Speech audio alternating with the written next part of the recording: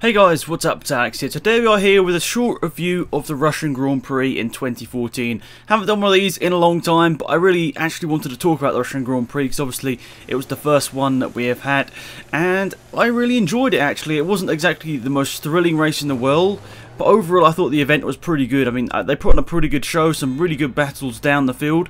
Overall, the race for the win wasn't that great, but I think the race had some pretty good battles down the field. So, and by the way, in the background you're going to be seeing some F1 2014 gameplay as Lewis Hamilton. So, let's talk about the start, because it was a pretty hectic start in a way. There are lots of cars all over the place at turn 2, and most notably, Nico Rosberg getting a decent start, not that great, but the sort of second phase of the start where he got into the slipstream of Hamilton, then alongside, was the key bit. Then he got alongside, and literally as we went down to turn 1, he just locked up his brakes, just braked a little bit too late, braked a little bit too hard, and locked up both front wheels, or front tyres I should say, whatever you want to say, down to turn 1, went all over the place, all over the runoff on the outside, and he got the lead initially, but had to give the lead back to Hamilton, then giving up the place, or even more places, having to come in the pits to change tyres, which he actually eventually went on to finish the race on. So he made, I think, was it 52 laps on the same set of tyres, which is really just crazy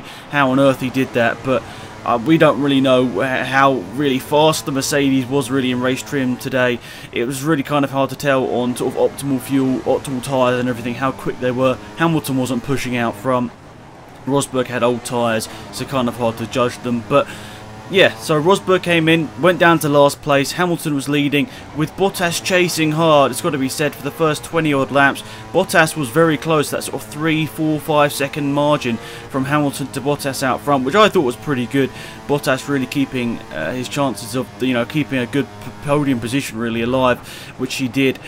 Keep going towards the end of the race, so that's good. Good to see Bottas very strong once again, and always fighting up with the big guns, even though he doesn't have the car to do so. So that's good to see with Bottas. And in the gameplay in the background, make a big mistake here, nearly going into the wall.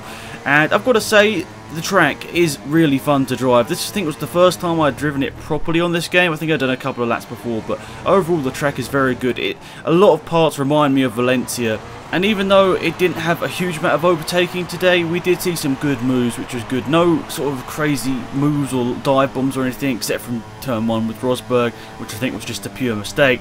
But overall, some great clean racing, and I think Russian Grand Prix will be staying on the calendar for many years down the road, because it did provide a very good race for us here today.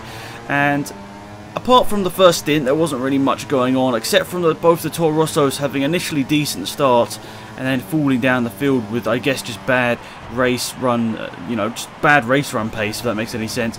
Just, they didn't have any pace in the race runs, especially on the hard tyres. It looked like they were really slow. Ricciardo jumped early on his pit stop. I think he came in before lap 20 to put his prime tyres on, which he went to the end of the race on as well.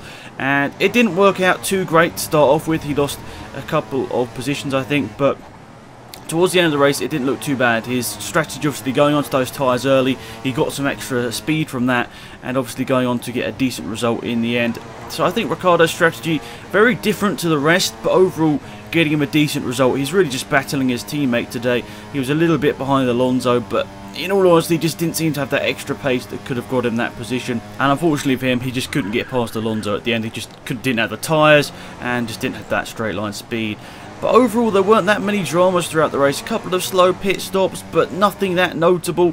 And really, Hamilton just brought home a really easy race win for him. Obviously, it's not that easy to drive a Formula 1 car, but in relative terms of race wins this season, it was pretty easy for him to just bring home that victory.